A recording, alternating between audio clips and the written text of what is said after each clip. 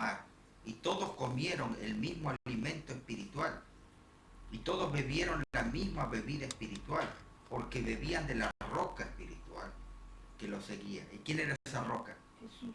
Jesús. La roca era Cristo. Pero de los demás, de ellos no se agradó Dios, por lo cual quedaron postrados en el desierto. Había mucha gente que salió con el pueblo de Israel, pero no de todos se agradó Dios. Por lo cual ¿Postrados quiere decir que son los que murieron? Fueron muriendo, sí. Quedaron postrados en el desierto. Mas estas cosas sucedieron como ejemplo para nosotros, para que no codiciemos cosas malas como ellos codiciaron, ni seáis idólatras como algunos de ellos, según está escrito. Se sentó el pueblo a comer y beber, y se levantó a jugar. Ni forniquemos como algunos de ellos fornicaron y cayeron en un día 23.000 personas.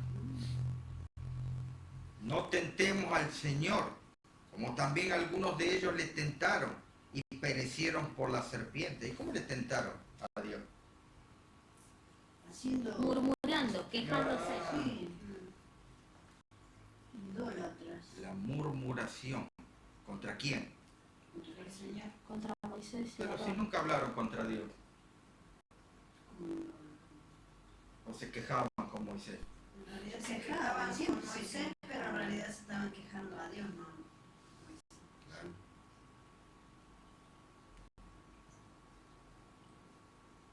Y estas cosas les acontecieron como ejemplo.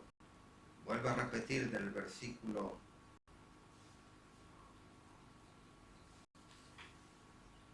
6, del 11, vuelve a repetir la misma amonestación. Y estas cosas le acontecieron como ejemplo y están escritas para amonestarnos a nosotros, a quienes han alcanzado los fines de los siglos. Así que el que piensa estar firme, mire que no caiga. Así que piensa estar firme, mira que no caiga. No os ha sobrevenido ninguna tentación que no sea humana, pero fiel es Dios, que no os dejará ser tentados más de lo que podéis resistir. ¿Estamos sufriendo tentaciones? Sí, pero no ha venido ninguna tentación todavía que no sea humana. Todavía no ha llegado eso. Todas las tentaciones son humanas, no son raras. Nosotros estuvimos leyendo el primer capítulo, Experiencia Cristiana, el libro Primeros Escritos, y allí vimos algunas cosas interesantes del lenguaje. Primero, que el lenguaje, ¿cómo era? Era joven, muy jovencita. Enfermo. ¿Por qué era enferma el lenguaje? Ella tenía una enfermedad, pero no me acuerdo qué era. ¿Por qué era enferma el lenguaje? Cuando era chiquita le habían tirado una piedra. Le habían tirado una piedra que le agarró como una infección en la cabeza, ¿no? Sí, eso agravó mucho su salud. ¿Sí? Tuvo que ver con su salud así, débil, frágil. Después cuenta, ¿no?, en ese año, que había un predicador, el cual ella iba a escucharlo. ¿Cómo se llamaba ese predicador? El predicador se llamaba William Miller. William Miller, también un granjero, tal vez nada de experiencia en cuanto a predicar a personas, pero él, movido por el Espíritu Santo, fue movido a estudiar, examinar la Escritura durante 10 años. Allí tenemos la Biblia que él usaba. Esta Biblia es la que usaba él, una Biblia en inglés. Y él fue estudiando, fue comprendiendo ciertas cosas, que no es que él comprendió porque él tenía una mente brillante o porque captaba mejor que otros. No era por eso que él entendía el mensaje que tenía que dar, sino que él comprendió el mensaje a partir de una vida consagrada a Dios. Fue entonces que su mensaje tomó más cuerpo. Había otros que habían dado el puntapié también, Y estos mensajes se fueron propagando por todo Estados Unidos y por todo el mundo, África, Francia, España. Y esos mensajes que William Miller daba fue lo que tocó el corazón de Helena Harmon en ese tiempo. No estaba casada todavía, Helena Harmon. Y dice ella, comenta en la página 11 del libro, hablando de experiencia cristiana y visiones, mientras estaba postrada delante de Dios, en la parte última de abajo del libro, mientras estaba postrada delante de Dios para pedirle esa bendición, se me presentó el deber de ir a orar en una reunión pública de oración. ¿Cómo era Helena Harmon? Era tímida ella, no se animaba. Sí, pero se sí animaba a orar en público, digamos. sí, pero ella tenía una característica, ella siempre buscaba a Dios. Y aunque por su timidez y por otras complicaciones que ella tenía en su vida espiritual, pero siempre era una mujer, se podría decir, una mujer devota. Como todos nosotros, tuvo sus problemas. Y espiritualmente hablando, Satanás la asaltaba con mayor rigor, porque siempre le decía que ella no era merecedora de nada. Y ella tenía una imagen áspera de Dios, una imagen malévola de Dios, que no era suficientemente buena ella para presentarse delante de Dios. Esa era Helena Harmon.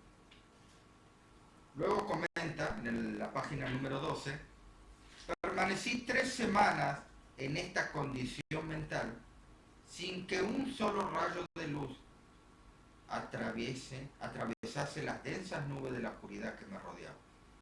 Vimos nosotros que esos conflictos que ella tuvo espirituales, esas luchas espirituales, batallas espirituales, la dejó casi un mes sin qué. Eso fue lo que vimos el sábado pasado. Sin hablar. Sin orar Sin a Dios. Sin necesidad de Dios. Depresión. ¿Eh? En depresión. Sí, se podría decir que era una depresión. Y el mundo esa depresión, ¿cómo lo llama? La depresión lo llama el estrés. Tuve entonces 2 sueños que me comunicaron un débil rayo de luz y esperanza. Luego vamos a ver esos sueños que los relatan mucho más adelante. Después de esto consulté a mi consagrada madre. Ella me explicó que yo no estaba perdida y me aconsejó que fuese a ver al hermano Stockman, quien predicaba entonces entre los adventistas de Portland. Bueno, luego vimos un poquito más adelante en la página 13, ya al terminar, antes de comenzar el título de mi primera visión, dice: desde aquel momento hasta diciembre de 1844, mis gozos, pruebas, chascos fueron similares a la de mis apreciados amigos adventistas que me rodeaban. En aquel tiempo visité a una de nuestras hermanas adventistas y por la mañana nos arrodillamos para el culto de la familia. No había excitación y solo nosotras. ¿Se acuerdan que vimos eso? Sí. Nosotros 5 mujeres. Bueno, acá yo me olvidé de mostrarles las fotos. Esta es una de las primeras fotos que hay, que se conoce y está y lo tienen, cuando ella ya estaba casada. Esto más o menos data del año 1846. Ese sería más o menos entre 46 y 47 data esa foto. Bueno, entonces habíamos leído nosotros en la página 13 que no había excitación y solo nosotros, 5 mujeres, siendo un día de invierno crudo en Estados Unidos, en esa parte de Maine. Ellos se habían juntado con una hermana y decidieron hacer una oración, tener una reunión allí, un culto de oración. ¿Por qué el culto de oración? Porque si yo les dije que Helena Harmon era una mujer devota, era una mujer que necesitaba de Dios. Entonces, siempre constantemente van a ver que ella buscaba a Dios en oración. Al comienzo tuvo todos sus problemas. Pero con el tiempo y con los años fue avanzando y fue volviéndose más robusta en la fe. Por eso que después, cuando ella ya es grande, una abuelita casi de 90 años, las mejores batallas las ganó con la oración. Entonces, como se había juntado con la hermana a orar, y no era común en esa época que haya reunión de mujeres así de esa forma y oren. La mujer era disminuida en esa época, no tenía el rol protagónico que tiene hoy en día en la sociedad ni en la iglesia. Entonces se juntaron las dos hermanas, y como yo les dije que era un día donde estaba nevando y hacía mucho frío, tres hermanitas por la nieve que caía constantemente se agruparon a la puerta de la entrada de la casa del hermano, y ellos la vieron. Parece todo casualidad, pero acá en estas cosas no hay casualidad. Entonces se juntaron, ya que están, pasen y esperen que merme un poco la lluvia de nieve, que por cierto es muy frío. Sí. Entonces, ya que estamos orando, vamos a orar. Y allí se pusieron a orar. ¿Cuántas eran?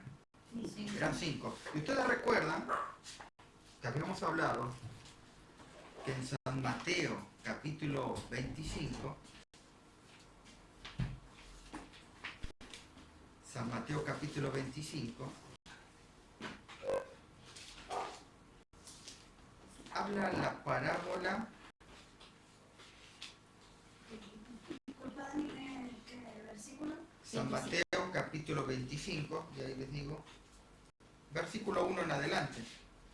Entonces el reino de los cielos será semejante a 10 vírgenes. ¿A qué es semejante el reino de los cielos? A 10 vírgenes. ¿Y virgen qué? Iglesia. Bien, Pablo. Vírgenes son iglesias. El estado de las iglesias representaban vírgenes. ¿Cuántas? 10. Que tomando sus lámparas salieron a recibir al esposo. 5 de ellas eran Imprudentes y insensatos. y 5 eran prudentes. Qué casualidad. En esta reunión de oración eran 5. Haciendo alusión a esa parábola, fue que allí ella recibió una visión. Entonces Dios se manifestó a ella. ¿Se manifestó de casualidad? No fue casualidad. No fue casualidad. ¿Y por qué ella y no ella? ¿Por qué? No, ella qué. ¿Por qué Dios le dio la visión a ella, Ah, a Elena Harmon, como decíamos Pablo, porque en esa época no estaba casada, era soltera? ¿Y por qué a Elena Harmon le dio la visión y no a las otras hermanas que estaban allí? esa fue la primera visión de ella. Esa fue la primera visión. Ya vamos a entrar a la primera visión. Es un poquito, y vamos a, lo que quiero que yo vea de la primera visión, más que relatar, yo les voy a mostrar la estructura de la primera visión. Entonces, ¿por qué no las demás y ella? Porque a ella ya se le veía que ella tenía un conflicto espiritual. Al comienzo, en su temprana edad, ese conflicto se fue agravando. No sé si, no me acuerdo bien si fue que leímos el sábado pasado o a veces me confundo con lo que veníamos estudiando de la biografía de Elena de White. ¿Cuál era el conflicto que ella tenía? Ella tenía un conflicto muy grave en la parte espiritual. ¿Cuál era su conflicto? Dos conflictos tenía. Uno de ellas? Sí. Uno de esos, de ella, era el tema del mensaje. Cuando lo suavizaba. No, estás entrando más adelante. ¿No? Ah, atrás. A ver, Pablo. La naturaleza de Dios. No. A ver, espera. Porque ellas pensaban en realidad que Dios era un Dios muy Ahí estamos. Por eso, pero dos conflictos grandes tuvo ella. Sí, pero el mayor conflicto de ella era... Eso. Ella Era sentía que Dios era muy estricto, que era muy severo. Por cómo enseñaban antes acerca de Dios. Siempre se enseñó que Dios castigaba y todo eso. Entonces ella tenía ese conflicto. Ella sentía que Dios era Dios de amor y no como se lo mostraba. Sí, ese era su gran conflicto. Y ¿se acuerdan que yo les dije el sábado pasado que era el mismo conflicto que arrastraba Lutero. Lutero? ¿Cómo lo solucionó Lutero? Con la oración. Estudiando.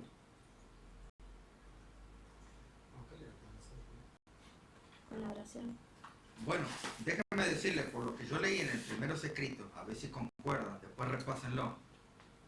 Lutero lo solucionó, no lo solucionó a él, sino que Dios le solucionó su problema, mostrándole el amor de Cristo en la justificación por la fe. Ahora, ella se asemejaba a su problema, era muy parecido al de Martín Lutero. ¿Y cómo lo solucionó? No es que no lo solucionó ella, sino que se lo solucionó Dios. ¿Cómo fue solucionado? A través de la oración. Porque ella en este momento ya recibió la visión. Pero podemos decir, antesala de la primera visión, tuvo que ser solucionado su problema que arrastraba de que ella no era, Ella que no merecía ser aceptada delante. Pero eso fue con el pastor Knox. A ver, tuvo que hablar con alguien. ¿De acuerdo? Sí, Dios lo mandó. La mamá le dijo, anda a hablar con el pastor Stockman, Ah, Stockman, no. Levi Stockman, que luego, no me voy a adelantar. Bueno, entonces cuando habla con Levi Stockman, ¿qué le dice Levi Stockman? que estaba equivocada, le habrá dicho. Le muestra el verdadero carácter de Cristo, que Cristo es un Dios perdonador y que Él busca la felicidad de ella y busca restaurar a las personas. Cuando habló esas palabras con el pastor Levi Stockman, fue como ahora una nueva razón. Ahora ella veía realmente en otro cristal el carácter de Cristo. ¿Gracias a qué? A la justificación por la fe. A que Dios muestra cómo es a la criatura. Y que cuando Dios muestra cómo es a la criatura, es muy difícil que la criatura alejada de Dios, pecadora en su estado caído, es muy difícil que no sea atraído con esa cuerda. Entonces, fue por eso que gracias a ese pastor metodista, ella pudo continuar, pudo tener una relación con Cristo y de allí en más continuó esa relación. Tan estrecha fue la relación que tuvo ella con Jesús, que una vez la invitaron a hablar a un colegio.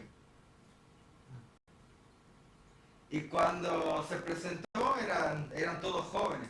Y le dijo, bueno, ¿qué les puedo decir? Yo lo único que les puedo decir es que desde la primera vez nunca me he quitado la armadura. Y eso que antes ella tenía miedo, ¿no? Llorar en público. Sí. Y era una sociedad, no sé por qué nos comentan mucho, era muy machista. Fue así entonces como se desarrolla la primera visión. Entonces vamos a entrar directamente allí. Estamos en la página 13.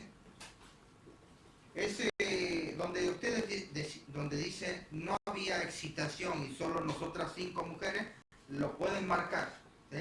Si ustedes lo marcan, ustedes lo pueden marcar y pueden poner allí San Mateo 25. Esto estudiarlo con San Mateo 25. Ya le va a quedar anotado. Yo me acuerdo que anoté en primero escrito, página 13. Ahí está, página ¿De 13. dónde? Donde dice, no había excitación y solo nosotras 5 mujeres. Entonces, una flechita San Mateo 25. Estudiar.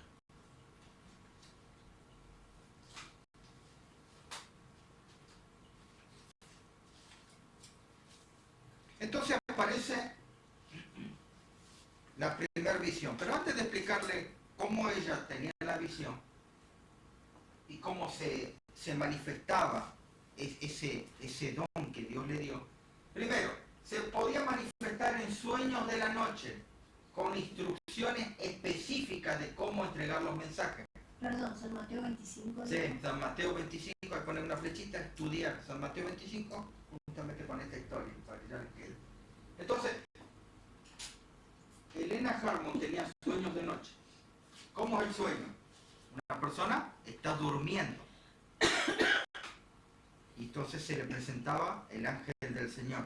Entonces, dormida, podía tener un mensaje que Dios le comunicaba. O visiones del día. ¿Qué es una visión? Visión es cuando cae al suelo sin respirar, pero con el corazón latiendo y hablaba de lo que veía. Eso significa visión. ¿Puede ser una visión cuando está despierta? Y ahí dice visiones del día. Aquí estaba orando, estaba consciente. Una vez ella iba manejando con su esposo, con Jaime White, iba manejando en el ¿cómo se llama? Carricoche se llama. Sí. Entonces tenían que pasar como una lomita, ¿sí? Entonces estaban yendo, se detienen. Espera un segundo, le dice al esposo. Entonces, sentada ahí arriba del carricoche, recibe la visión. Dios, mediante el Espíritu Santo, la toma, consciente. Entonces, baja del carricoche sin mirar, y va caminando más adelante.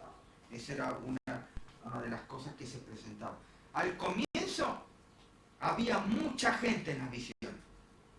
Mucha gente presenciaba las visiones de ella. Y cuanto los años iban pasando, cada vez menos.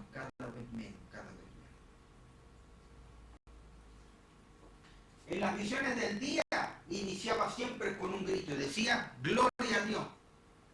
Su cara se iluminaba y tenía una mirada hacia maravillosas cosas que veía. Y una cara triste al ver la oscuridad del mundo. Entonces, las personas que eran testigos le miraban el rostro, ¿sí? Cuando estaba contenta, algo está viendo, algo que la pone contenta, con gozo. Hacía comentarios sobre lo que veía en voz tierna y musical. Al terminar tomaba varias inspiraciones forzadas y luego de un periodo de descanso se levantaba y comentaba sobre lo que había visto. No siempre sabía la ubicación geográfica ni cronológica de los acontecimientos hasta después. Su humanidad y sus sentimientos no influían en los mensajes. Ahora, ¿se acuerdan que el sábado pasado hablamos que cuando Dios se comunica con las personas, usa el lenguaje de las personas, el estudio que tuvo esa persona, la preparación que tuvo la persona? Cuanto más preparación, su lenguaje, su expresión y su enseñanza, su educación será otra para poder impartirle a las personas.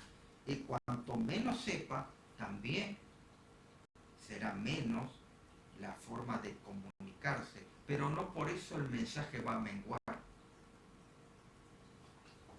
Su humanidad y sus sentimientos no influían en los mensajes. Se realiza que las personas no están listos para recibir el mensaje que tiene espera antes de darlo. No tenía una memoria perfecta, por lo tanto lo más pronto posible transcribía o recitaba los mensajes para que quedaran tan auténticos como fuera posible. ¿A qué hora se levantaba a escribir? No sé si vimos eso. Sí, a las 5, pero a las 2 de la mañana o algo así. Sí. Se levantaba a escribir, ¿no? ¿Y a qué hora se acostaba? ¿Eso lo vimos? No. Sí, que vimos cuando ella se levantaba. Sí, creo que... ¿Pero lo vimos todos o...? Sí, creo que lo vimos todo. No, O en el librito ese que leíamos. Claro, ese por ahí no estamos confundiendo. No. Ella se acostaba a las 9 de la mañana. A las 9 de la mañana. De la noche. Perdón.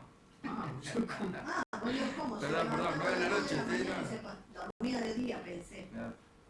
noche se acostaba y se levantaba, lo que nosotros decimos, estábamos recién comenzando a dormir. Bueno, ella se levantaba a escribir. Como siempre venía un ángel, o la despertaba, o se despertaba. 5 horas. 5 horas. Sí, y pasaba escribiendo. Bueno, en el caso, por ejemplo, aquí, cuando estaba viva, cuando estaba despierta o consciente, solamente dice, pero con el corazón latiendo. No tenía pulso, pero el corazón latía. Luego de que ella estaba en la visión, luego de salir de la visión, sus fuerzas se notaban que perdía totalmente la fuerza, quedaba como enfermo, como desmayado. Tenía 17 años en la casa de los Jain, ahí fue que tuvo una de las primeras visiones, ¿sí? Bueno, entonces vamos a leer la primera visión. Como Dios me había mostrado el camino que el pueblo adventista ha de recorrer en viaje a la santa ciudad, así como la rica recompensa que se dará a quienes aguarden a su Señor cuando regrese del festín de boda, tengo quizás el deber de dar un breve esbozo de lo que Dios me ha revelado. Los santos amados tendrán que pasar por muchas pruebas,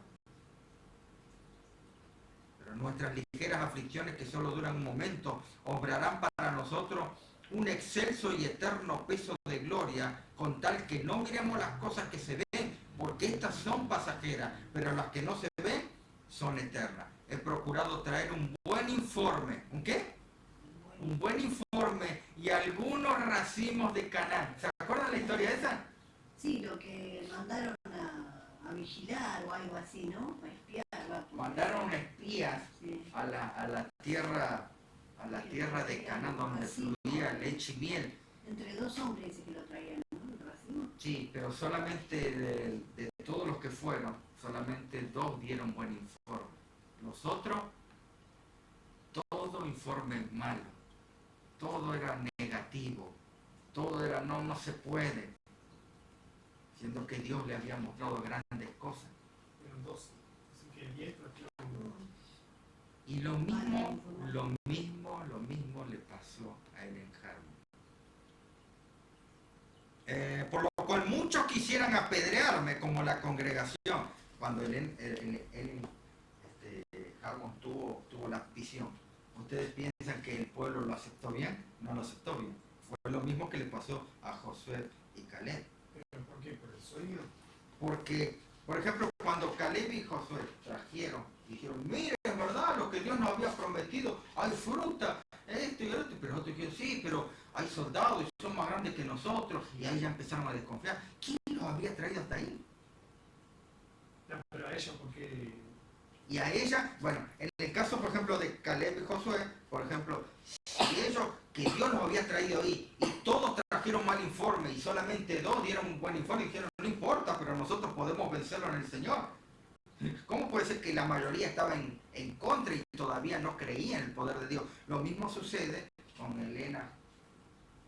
Elena recibió la visión, y en vez de la gente decir, no, es verdad, esta visión es de Dios, empezaron a buscarle, no, que eso debe ser el mesmerismo, que debe ser lo otro, que vaya a saber eso que le pasó ese accidente, eso la dejó mal, no creo, y ya nació así el tema. Y se complicó porque también Satanás estuvo tratando de que no pueda la mente discernir ese don que ahora le estaba dando a esta persona, y que es un honor para una persona que Dios le dé uno de esos dones especiales y bonitos para compartir con la iglesia y unificarla. Sin profecía el pueblo se desenfrena. Y ella, cuando Dios le dio el don, lo aceptó para comunicar y dar mensaje al pueblo. Porque hubo 2 personas que no quisieron. Uno fue un hombre de color que había recibido en un sueño, y él no quiso dar el mensaje. Primero, por el hizo del mensaje. Segundo, porque era hombre de color. Yo tengo que dar este mensaje, me van a apedrear. Y más que yo soy morochito. Aparte que en esa época todavía existía la esclavitud y los negros eran esclavos.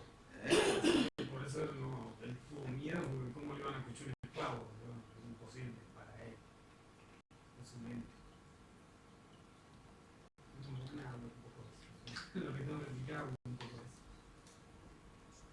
Qué interesante que luego que fueron transcurrido el tiempo en que Dios le iba diciendo que comunique el mensaje, él no quiso.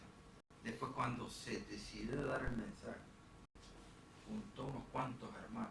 Les tengo que decir algo. No me acuerdo. Se me olvidó. Cuando Dios te dice que es el tiempo, Es el tiempo. es porque Él sabe el fin desde el comienzo. Y el otro, y la otra persona La otra persona tampoco quiso. no quiso.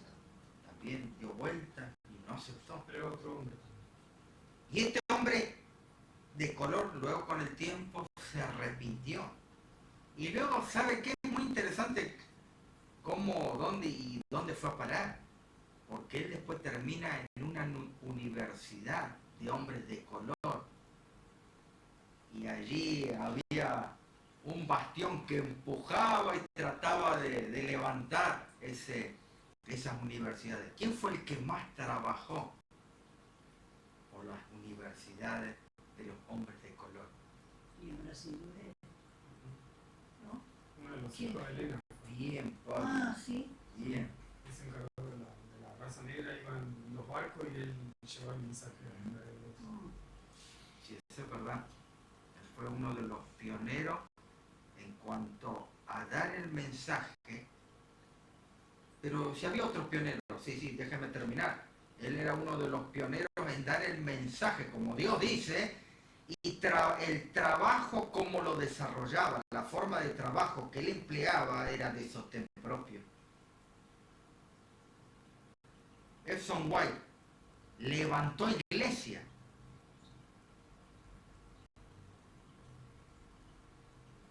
Sí, pero allá también en Battle Creek había iglesia, sí. Levantaba iglesia y levantaba escuela.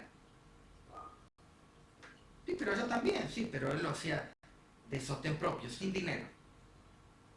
Tratando de buscar, tratando de pedir a ver que lo ayuden. Y allá no, allá estaba todo servido. Por eso el gran trabajo que tuvo él. Bueno, ¿dónde me quedé? Y la verdad. Caleb y Josué. Mientras estaba orando en el altar de la familia, el Espíritu Santo descendió sobre mí y me pareció que me elevaba más y más por encima del tenebroso mundo.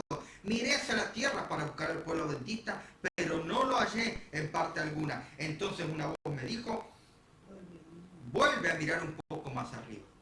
Alcé los ojos y vi un sendero recto, angosto, trazado muy por encima del mundo.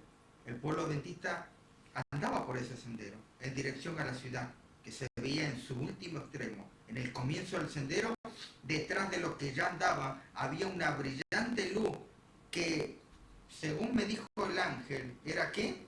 La boda de Belén. El clamor. Había una luz muy brillante.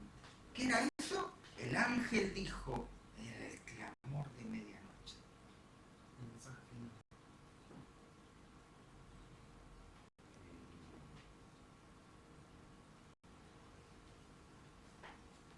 Esta luz brillaba a todo lo largo del sendero y alumbraba los pies de los caminantes para que no tropezaran. Delante de ellos iba Jesús, guiándolo hacia la ciudad.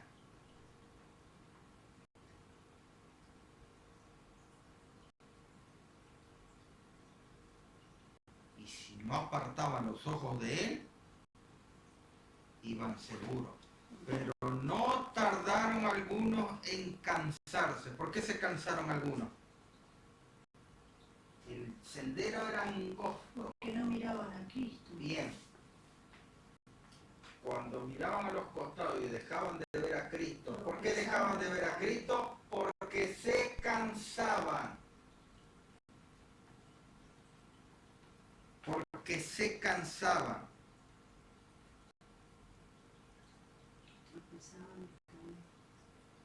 Como pasa siempre.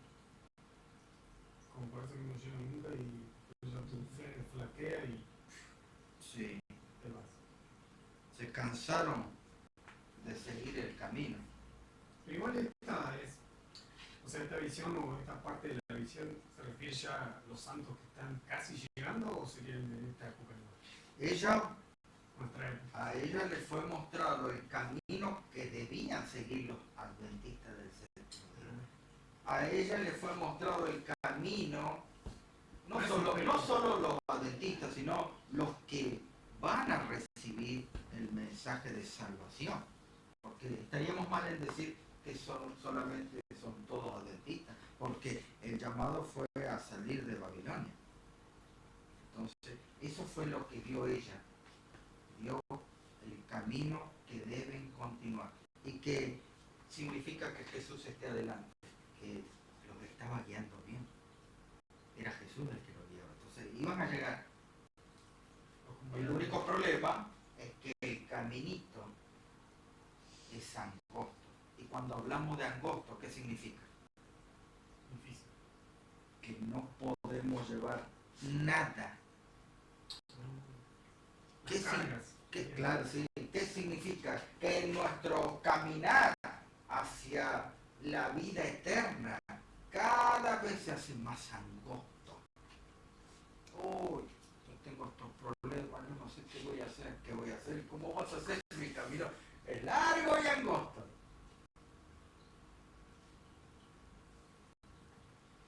Sí, pero no, vos no sabés los problemas que yo tengo.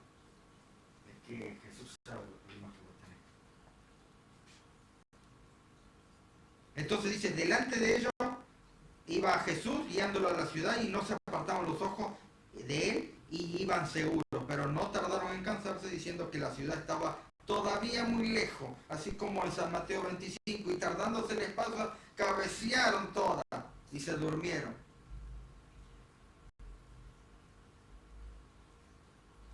O como dice San Marco, y tardándose el esposo, y no viene. Siempre está el cansancio. ¿Y qué es lo que hace que el cansancio se note más? El que no quiera uno esperar es el tiempo. El tiempo lo que hace que a la persona demostrar si realmente su fe está aferrada en Cristo o si solamente es una fe que dura por un breve tiempo y no es algo genuino. Sí. Entonces Jesús los alentaba levantando su glorioso brazo derecho, del cual dimanaba una luz que ondeaba sobre la vuestra bendita, y exclamaban aleluya. Otros negaron temerariamente la luz que brillaba tras ellos, diciendo que no era Dios quien los había guiado hasta ahí. Lo mismo que le había pasado al pueblo cuando habían llegado a Canaán. Pero entonces se extinguió para ellos la luz que estaba detrás y dejó sus pies en tinieblas. Ya no veían el camino, de modo que tropezaron y, perdiendo de vista al blanco y a Jesús, cayeron fuera del sendero abajo, en el mundo sombrío y perverso. Pronto oímos la voz de Dios, semejante al ruido de muchas aguas, que nos anunció el día y la hora de la venida de Cristo. ¿Qué anunció? El día y la hora. Pero no están recorriendo. Esta parte me suena mucho a mí, porque parece... El tiempo final. Sí, el tiempo de angustia ya... Sí, pero por ejemplo ellos están yendo a la ciudad, pero después en un momento dice, se escuchó la voz de Dios. Parece como que esa visión fueran varias partes. Sí, varias partes. Como que hay un desarrollo de esa visión que no entendemos. Por eso cuando dice clamor de medianoche se refiere al tiempo final, el último mensaje. Sí, pero no nos olvidemos que lo que sucedió en cuanto al mensaje del primer ángel, que mensaje del primer ángel fue dado en los años 42 al 45. Pero Jesús anunció la venida. ¿Cómo? Jesús les anunció. No. Esto es una visión de las cosas que ella vio en el futuro. Ah, Y que también atañía el tema de lo que el pueblo estaba pasando en ese momento. ¿El clamor de medianoche no es el fuerte pregón? Porque encaja, pareciera. Miren, como yo les decía recién, parece que tiene una estructura bastante compleja la visión, la primera visión, porque ella tuvo muchas visiones, pero siempre es interesante a veces poder comprender ciertas visiones que tienen y están saturadas de simbolismo para cada uno de nosotros en enseñanza. Yo les voy a decir que traten de estudiar despacito esta visión, que la lean 1 o 2 veces, vayan despacio, porque a veces parece que vos estás leyendo y para ¿cómo estás leyendo a la Ciudad Santa? Y de repente aparece que Dios dice el día y la hora, y de repente aparecen los 144.000, página 15, santos vivientes reconocieron y entendieron la voz. Pero los malvados se figuraron que era fragor de truenos y terremotos. Cuando Dios señaló el tiempo, derramó sobre nosotros el Espíritu Santo y nuestros semblantes se iluminaron refulgentemente con la gloria de Dios. Pareciera no algo que no está en orden. El tema es que la estructura de la visión es esta. Por eso es que esto sáquenle fotos para que después ustedes estudien. Estas fueron las visiones que tienen que ver con esa primera visión que le fue dada a ella. La primera visión fue fechada en diciembre de 1844. Esa visión se llamaba la visión del clamor de medianoche. Es de lo que estaba preguntando Pablo.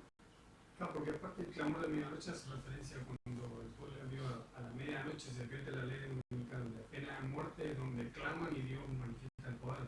Exacto. Por eso me ubica en el tiempo ese. Entonces, tenemos una visión que es la visión del clamor de medianoche. Tenemos otra que es la visión del novio. ¿Alguien sabe la visión del novio? De la venida de Cristo. 3, la visión de la tierra nueva. Y el 4, la visión del tiempo de prueba.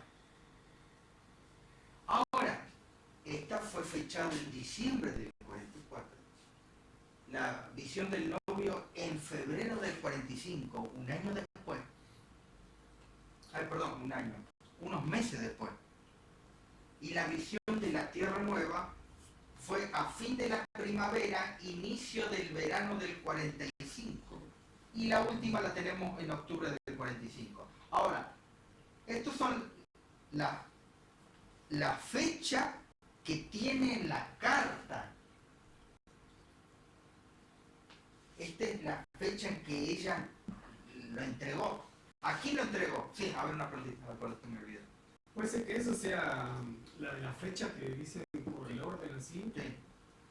que tengan que ver con la fiesta del santuario también. No, en este caso, no.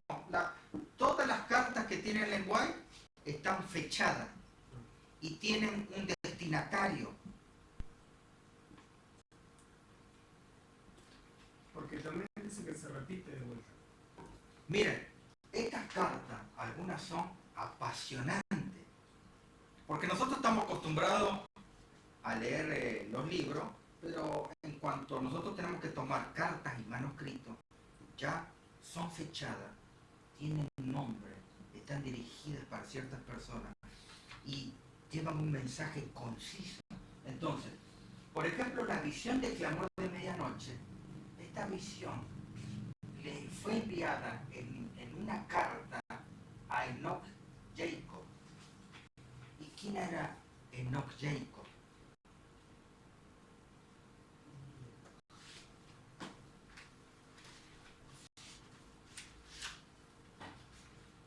Él era el director revista, ¿cómo se puede decir? Este es el lucero o algo así, de la mañana o algo así, ¿puede ser? Así, literal dice la estrella del día. La estrella del día, bien, no me acordaba de eso. La estrella del día. Enoch Jacob era el director de estas pequeñas revistas. ¿Qué era adventista? ¿Cómo? ¿Era adventista? Sí, esto es adventista. Ahora, acá tenemos la fecha en que le llega a él. Él fue escrito en diciembre del 44, pero la carta le llega el 12 No. de diciembre, 20 de diciembre del 45. Y esto lo encontramos en el Die Star, el 1 del 24 del 46. O sea, 2 años después lo publicó.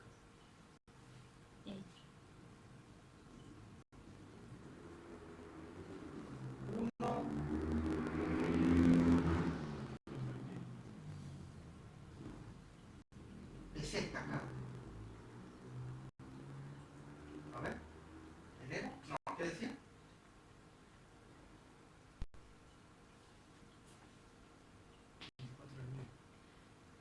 24 de enero. A ver si no. Es la que vos mostraste, Dani.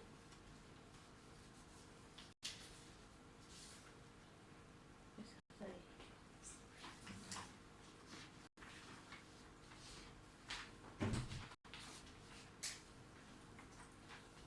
Ve- 24 de enero de 1846. Una carta de la hermana Harmon y va dirigida al hermano Jacob. En esa carta, que consta de 1, 2, 3 páginas, son 6 páginas, es la carta que le envié. En esa carta va relatada la visión del clamor de medianoche. Entonces, pastor, ¿qué tengo que hacer? Yo tengo que buscar este diario, este periódico. Este periódico, entonces yo les dije, está fechado el 24 de enero de 1846. Y esa carta la encontramos en cartas y manuscritos de Elena de White. Como yo les dije, las cartas están fechadas y este libro no muchos conocen y en otros países no han llegado todavía. Este libro, tenemos el primer tomo de cartas y manuscritos.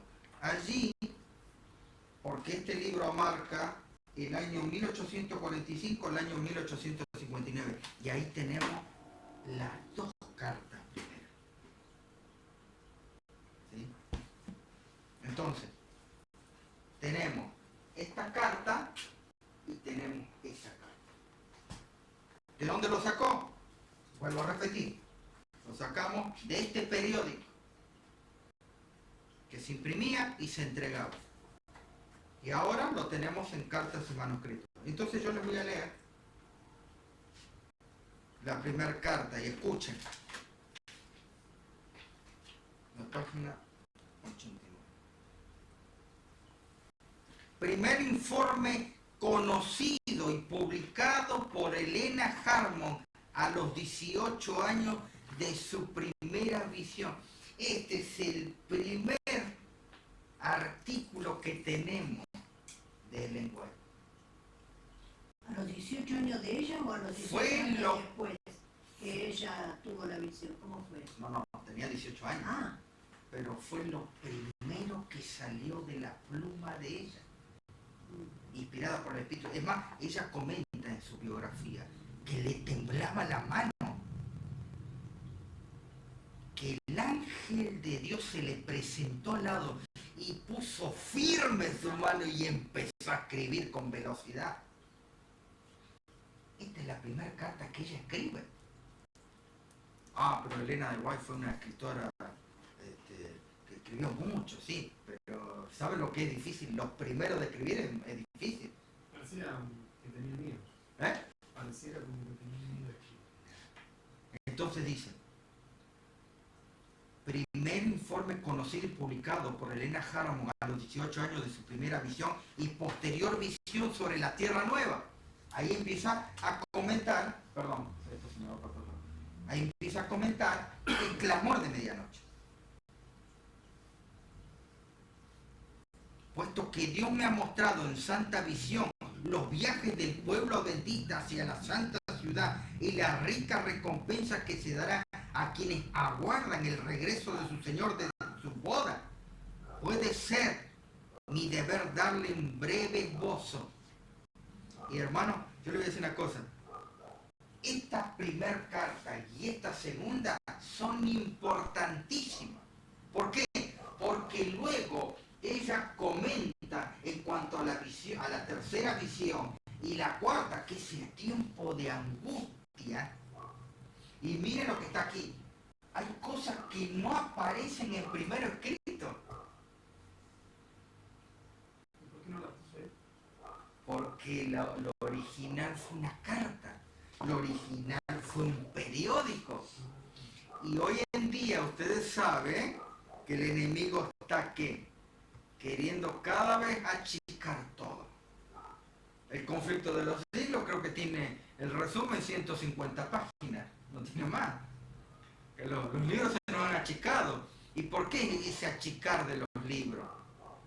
¿Por qué a veces los libros vienen cambiados? ¿Por qué vienen con ciertas palabras que no están puestas? Porque el enemigo quiere eliminar los testimonios. ¿Qué testimonio? Los testimonios del espíritu de profecía. ¿Pero que no hay otros testimonios? Sí, los testimonios que dieron los profetas. Pero ¿habrá sido tan importante que Dios dé estos mensajes mediante los testimonios a la persona del lenguaje? Porque iba a ser este mensaje que iba a purificar y llevarlo a la gente a la Biblia. Porque si hubieran estado aferrados en la Biblia, no hubiera sido falta los testimonios. Pero como esto va a hacer que el pueblo vuelva a la Biblia y a obedecer a Dios, entonces Satanás va a tratar de ¿qué? De voltear ¿qué? Los testimonios. ¿Y qué va a pasar al final? ¿Lo va a lograr? Yo se los voy a decir. No los voy a mostrar, se los voy a mostrar el próximo viernes. Hay una cita en donde, una correspondencia, donde Ellen White se escribe con alguien. Y cuando ella le manda esa carta, en todo el relato de la carta, en un momento, yo lo tengo bien marcado y guardado bajo 7 llaves esa cita, dice: los testimonios van a desaparecer. ¿Escucharon?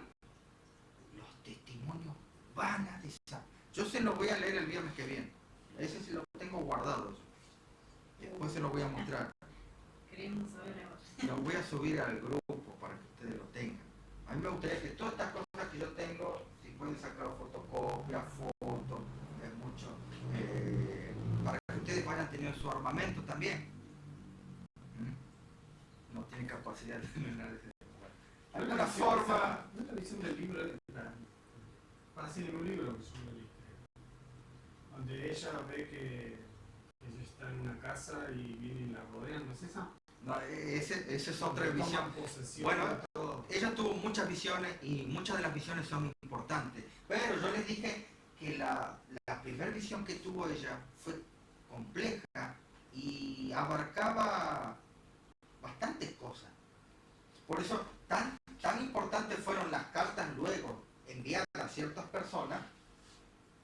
Por ejemplo, esta no aparece en primeros escritos, pero esta cita de la visión del tiempo de prueba o de angustia está insertada ¿en dónde? En la segunda cita. la segunda cita es la de febrero de 1845. La segunda cita está acá, en este diario. Este es el diario original, ¿Cómo sabes cuál es la segunda cita? porque ahí tiene la fecha. No, pero ¿cómo sabes cuál es la segunda cita de primeros escritos? Incluida la cita segunda de arriba, acá. Incluida la primera cita de arriba, acá. Estas dos, que es la que más nos llama a poder indagar más, esta está insertada acá y esta está insertada en la visión del novio. Porque es una sola carta. Son dos cartas, 4 visiones.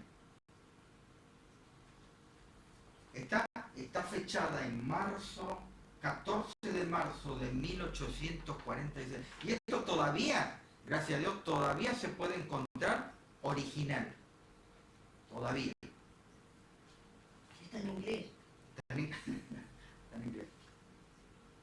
Pero bueno, con todas las cosas, no sé si vos sabés traducir por Google. ¿Sí? Sí, ¿Vos, sí, sí. Pablo? Más o menos. Ah, por Google sí. ¿Sí? Si no, la profesora mañana va a tener que enseñar también a traducir. Se puede hacer con eso también. Lleva más tiempo, pero bueno. Lo interesante es que algunas cosas no aparecen ahí. Entonces, estábamos leyendo, no vamos a leer obviamente las 4 porque no vamos a tener ese tiempo, de lo que Dios me ha revelado. Los queridos santos tendrán que pasar a través de muchas pruebas, pero nuestras leves aflicciones, las cuales son solo por un momento, obran para nosotros una cada vez más sobreexcedente y eterno peso de gloria, siempre y cuando no miremos las cosas que se ven. Pues las cosas que se ven son temporales, pero las que no se ven son eternas. De regreso he procurado traer un buen informe, y eso va relatado ¿en dónde? En primeros escritos.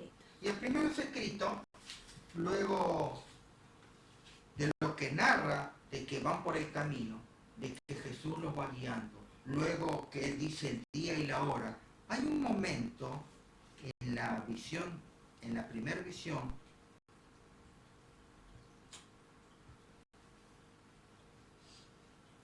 a ver, déjenme buscar eso, no sé si lo anoté. A ver,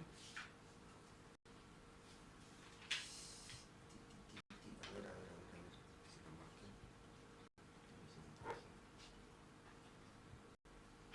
Que ella se encuentra con 2 personas, él ve a 2 personas, a ver si me ayudan un cachito. Estamos en la página 15 en adelante. Ella se encuentra con 2 personas. Estamos leyendo justo eso. ¿Dónde es eso? Entonces,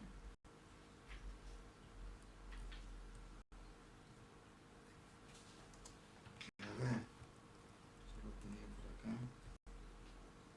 Dice los nombres, los apellidos de esas personas.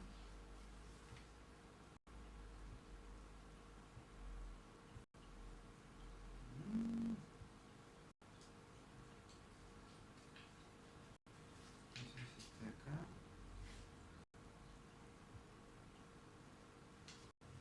¿La encontraron? No, ¿no? no, en esta no, en la página 16 siguiente. tampoco. 17. Son 2 apellidos.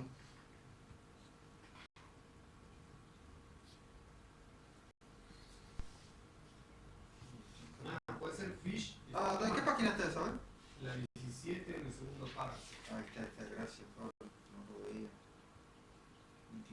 Ahí está, gracias, Pablo. Todos nos ubicamos bajo el árbol. Sí, ese Pablo. Todos nos ubicamos bajo el árbol y nos sentamos para contemplar la gloria de aquel paraje, cuando los hermanos Fitch y Stockman, que habían predicado el Evangelio del Reino y a quienes Dios había puesto en el sepulcro para salvarlo, se llegaron a nosotros y nos preguntaron qué había sucedido mientras ellas dormían. ¿Ella los vio? A estas 2 personas. ¿Y quiénes son estas 2 personas?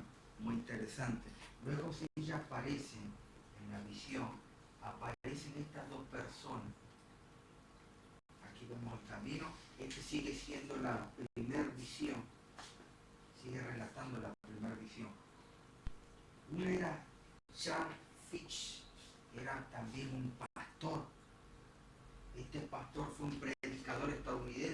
principios del siglo XIX, que se destacó por su trabajo con el movimiento millerita en los primeros años. Allí la foto de ya de más grande. Fue un predicador estadounidense a principios del siglo XIX que se destacó por su trabajo durante sus primeros años, en la década del 30, se había asociado con el famoso evangelista Charles Finney. Dale. Ese es Stockman, no es Fitch. Perdón. Yo lo que tenía... Este es Thomas, la otra persona que aparece. Durante sus primeros años, en la década de 1830, se había asociado con el famoso evangelista Charles Finney y trabajó con él en las causas de la templanza y la abolición. En 1838 encontró algunas copias de las conferencias de William Miller, las aceptó de inmediato. Sin embargo, cuando fue a compartirlo con sus colegas locales, fue rechazado, por lo que retrocedió de juntarse con los milleristas. Aceptó, dice, 3 años después de reunirse con Josiah Leach, aceptó abiertamente el movimiento millerita y se convirtió en uno de sus principales predicadores. Mientras que el núcleo del movimiento millerita estaba en Nueva Inglaterra, Fitch centró sus esfuerzos en Ohio, Michigan y el este de Nueva York. Sal de Babilonia. La contribución más notable de Fitch al millerismo se produjo en el verano del 43. En ese momento el sentimiento público había comenzado a volverse contra los milleritas y muchos predicadores y creyentes enfrentaron la expulsión de sus iglesias. Ahora imagínense, ¿no?, ser expulsado, pisar sobre la nada. Pero hasta ese punto William Miller había aconsejado a sus seguidores que no se separaran de sus iglesias, pero fue imposible, no se podía. Charles Fitch luego predicó un poderoso sermón basado en Apocalipsis 18. Babilonia la grande ha caído. Sal de ella, mi pueblo. Hasta este punto la mayoría de los protestantes habían identificado a Babilonia en el texto como el papado de la iglesia. Este grito fue tomado por George Storr, quien advirtió a los milleritas que no organizaran una nueva iglesia, ya que ninguna iglesia puede ser organizada por la invención del hombre, sino en lo que se convierte en Babilonia en el momento en que se organiza. Joseph March, editor de La Voz de la Verdad, también apoyó este llamado a separarse. Los propios líderes milleritas se negaron a apoyar este llamado, pero tampoco hicieron nada para evitarlo. Después de la primera decepción inicial, que ocurrió cuando Jesús no vino en la primavera del 44, Fitch viajó para el este para continuar evangelizando. Ahí conoció en el 44 a Samuel Snow, otro también que apoyaba el movimiento millerita. Charles Fitch continuó predicando y bautizando, incluso en los meses más fríos del otoño. Y a principios de octubre, después de bautizar a 3 grupos de creyentes en un fuerte viento, contrajo una fiebre alta y murió el 14 de octubre del 44. ¿Por qué? Porque el agua estaba congelada, pero había personas que se tenían que bautizar. Solo 8 días antes de esperar a Jesús venir, tenía 39 años de edad, y ahí fue que él falleció.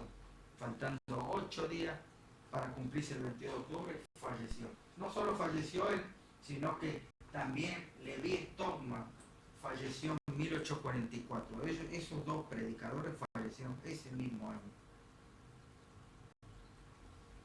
Stockman murió de tuberculosis. Y había una carta que le envió un compañero a Levi Stockman y dice: estimado hermano, se convierte en mi deber informarle de la muerte de nuestro querido hermano Stockman, que tuvo lugar el martes 25 de junio del 44, alrededor de las 5 de la tarde, dejando una viuda y 3 hijos con un gran círculo de familiares y amigos que no se entristecen como otros que no tienen esperanza, creyendo que cuando Jesús viene, Él lo traerá con Él. Hace aproximadamente 1 año y medio recibí una invitación de los hermanos del segundo advenimiento. Todavía no se decían los adventistas, para trasladar su familia a Portland y trabajar más particularmente con ellos. Eso fue. Pero descansa, dice, hasta que el Señor juez y justo dará a él todo ese amor y su aparición. Suyo sea en gloria y esperanza, John Pearson. 5 de julio del 44. Pero no estaban tristes porque sabían que dentro de 8 días Jesús iba a venir, los iba a llevar. Pero fíjense en las circunstancias que murieron estos hombres, ¿no? Se desgastaban. Está fría el agua, no importa, entremos, hay que bautizar. 25 de junio del 44. A pesar de ello, Elena de White atravesaba periodos de preocupación por su salvación. ¿Se acuerdan que yo les comenté eso al comienzo? Acá lo tenía anotado. Ella recomendó a la madre consultar al pastor Levi Strauss, y fue que él también falleció en ese año, esperando la venida de Cristo.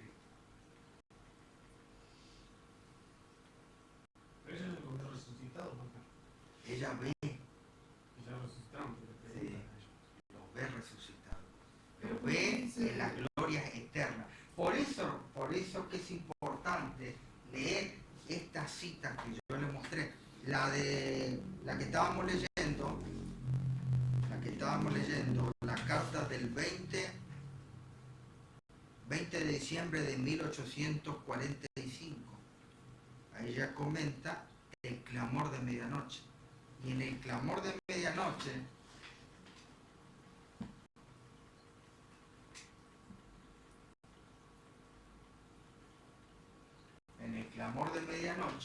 viene insertado la visión de la tierra nueva. Entonces ve a ellos dos estando allí. Ven la tierra nueva, ven la nueva Jerusalén.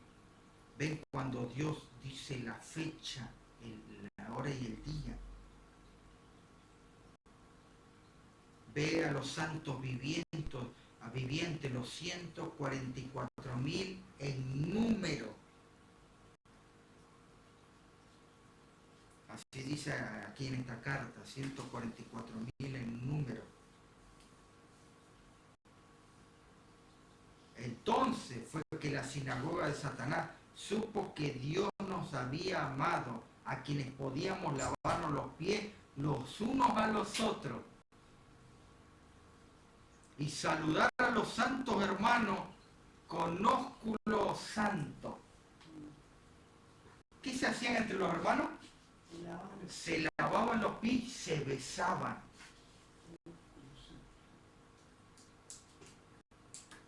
Besar al hermano. ¿Cómo besar? Ese es el ósculo santo. ¿En la boca? No, no. No sé, dice besar Y y... se besan como nosotros hacemos cuando lavamos los pies, que nos besamos. Jesús no besó los pies. No besaba los pies de los que lavaban. Así que sí. Ya vamos, un día que me gustaría hablar sobre el ósculo santo. Hoy en día no se podría hacer porque no hay esa unión. Pueden besar los pies, ¿no? No hay. Pero así que nos lavamos los pies. Aquí es un complemento. Es más, ella ve a los 144.000 formados y unidos. Los ve lavándose los pies y dándose el ósculo santo. Y parece que nosotros no vamos a llegar a eso. Por eso es que es importante estas cartas. Me llama la atención esta parte que dice: ellos predicaban el evangelio del reino a quienes Dios había puesto en el sepulcro para salvarlos.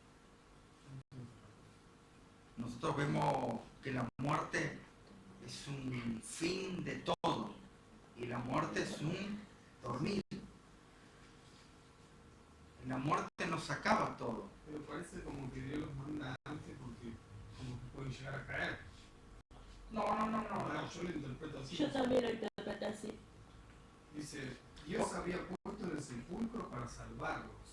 Miren, Claro, porque por ejemplo, uno de ellos, ¿cómo murió? Para mí, ¿sabes por qué creo que dice esto? Yo creo que es por el chasco. Creo que ellos se hubieran tirado para atrás porque ellos murieron antes del chasco. Murieron antes. Capaz que si lo Por ahí dejaba, murieron antes, se ¿no? iban a ir para atrás. Él, o sea, Dios prepara el terreno, la provisión para que acontezca como Él desea las cosas. Por ejemplo, ¿cómo murieron los dos? Tuvieron una muerte cruenta. Uno fue un tuberculoso y el otro estuvo bautizando en agua congelada. Cuando lo sacaron tenían los pies entumecidos, duros. Y lo sacaron y no se recuperó después. Claro, yo pensaba y recién. se murió. Y dejó hijos. ¿Y los hijos? ¿Y la esposa? Ese era de Stockman. Fitch es el que murió congelado, no tenía hijos. Sí. Bueno, Igual es como que vio los dos tuvieron... Encima uno murió a los 31 y el otro a los 34 años, eran súper jóvenes. Yo les llevo como 10 años. Pero lo que voy es que pareciera como que al interpretar eso, para mí por el Chaco. Yo creo que ellos capaz que si seguían, por eso Dios los paró ahí, porque si seguían capaz que se perdían. Él prepara el terreno para que nosotros podamos trabajar, tal vez de captarlo, y él sabe los tiempos, él sabe si vos tenés otro tiempo, harías otras cosas, o te perdés, él sabe todas esas cosas. No, pues preveía antes. Entonces, ahora la muerte que tuvieron ellos fue para bendición, porque luego el lenguaje lo ve en la visión. Y no solo que ve, sino que también todo lo que va aconteciendo. Hermano, todas las visiones es tan real. Él ve las clases de árboles, las clases de flores, ve el árbol de la vida. Y después, hermano, a mí lo que me dejó sorprendido es leer la cita que no está, por ejemplo, la carta esta que está incrustada en esta, donde no aparecen primeros escritos. Y hay relatos que son sorprendentes. Entonces, pero hay que leer, hay que buscar el libro Cartas en Manuscrito o comprarlo. En algunos países no llegó. Un hermano una vez me preguntó, ¿y dónde consigo este libro? Y bueno, nosotros lo estamos haciendo, pero esto salió hace un año, hermano. Hace un año que salió, acá ya no llega. Hay lugares donde la literatura no llega. Estás pensando, ¿no? Bueno, uno de los, no sé cuál de los dos, Stockman era el que habló con ella cuando le dio la esperanza para que crea. Sí, el Thomas. Digo, él tiene la estrella que va a tener de vida que igual. Importante, para mí por eso es que Dios lo lleva antes. Porque Yo pienso eso le permitió a ellos salvarse. Yo pienso que es como El mensaje. Jesús y Juan el Bautista. Que era necesario que Juan el Bautista mengue para que Cristo él ya preparó el camino. Pienso que por ahí estas dos hermanos también, con Stockman, porque ya le preparó el camino para la profeta y era mejor que mengue para ser salvo también. Y el otro pastor, pienso que por el tema de Miller también. Porque capaz que no iba a aguantar y porque Miller tenía que continuar. Miller después... Los dos seguían a Miller. Después Miller también fue decayendo en su salud. Sí. Y también encima está escrito que se salva. Qué loco, ¿no?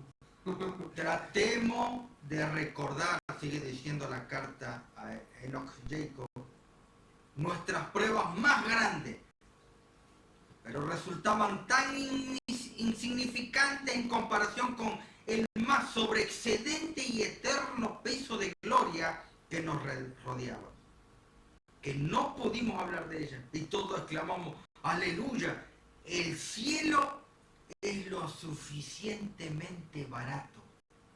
Y aquí comento un poco, barato, poco costoso nos salió, resultó el cielo, nos ha costado poco.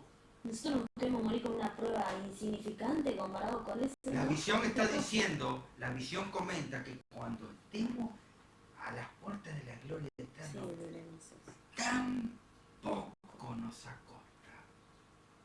Pero en ese momento se va a dar cuenta, creo. Vamos a decir. Porque hoy en día todavía es como que es difícil, ¿no? Claro. Yo, por ejemplo, ¿cuándo fue ayer? Ayer estaba ahí y salí al fondo y no sé por qué se me vino a la mente justo esa pequeña frase, que es re complicada. Y eso que la leí en El Camino a Cristo, pero otra vez me conflictúa. De que para mí no es fácil, como dice.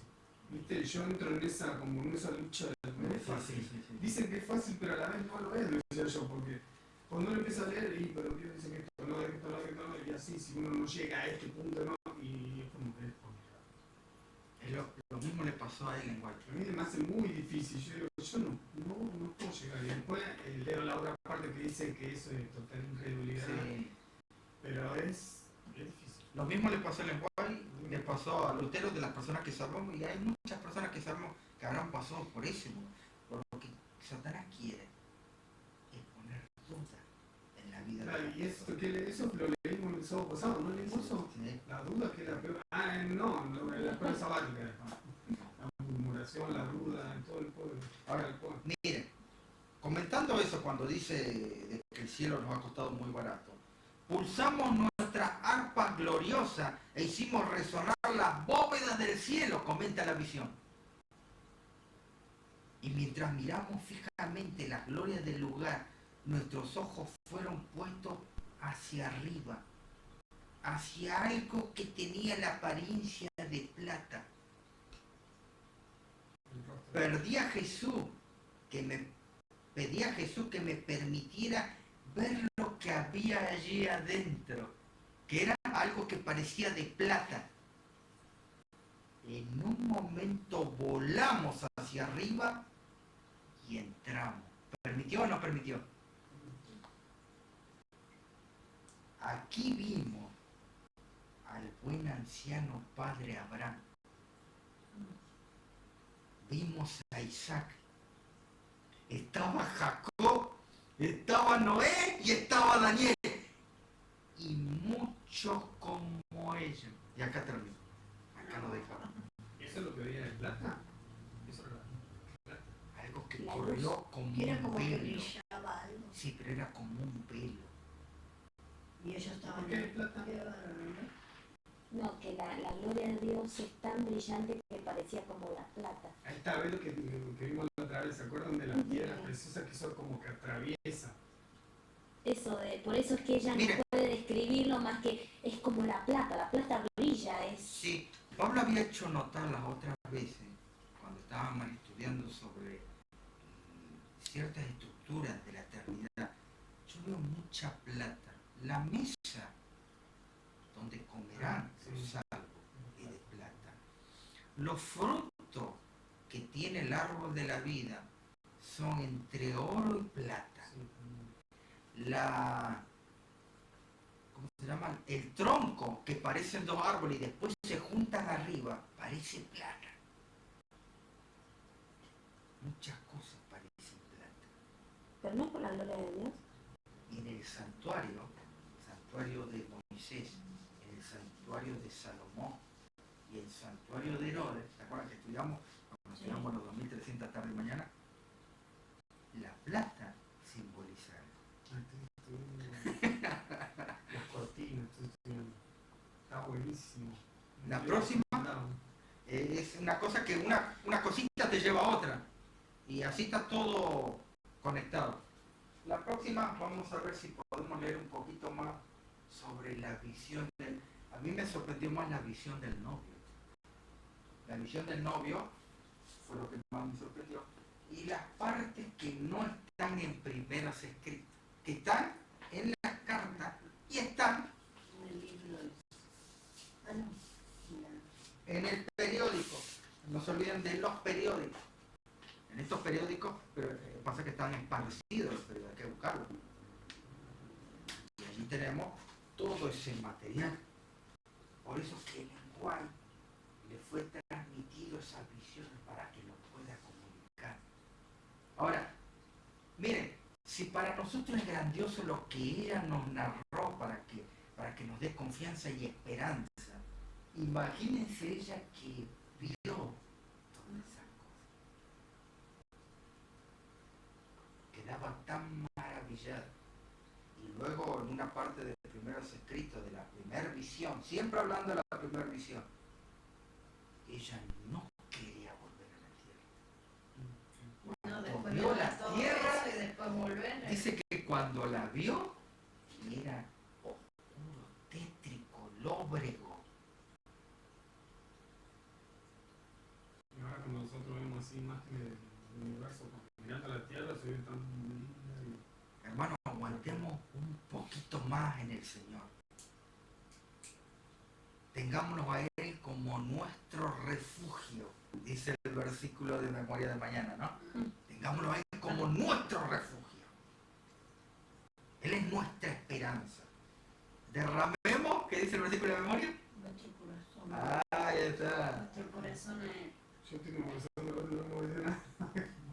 Todo esto, cuando vemos estas cosas y esa visión, y el abeto, y las plantas, dice que el verde es un verde vivo.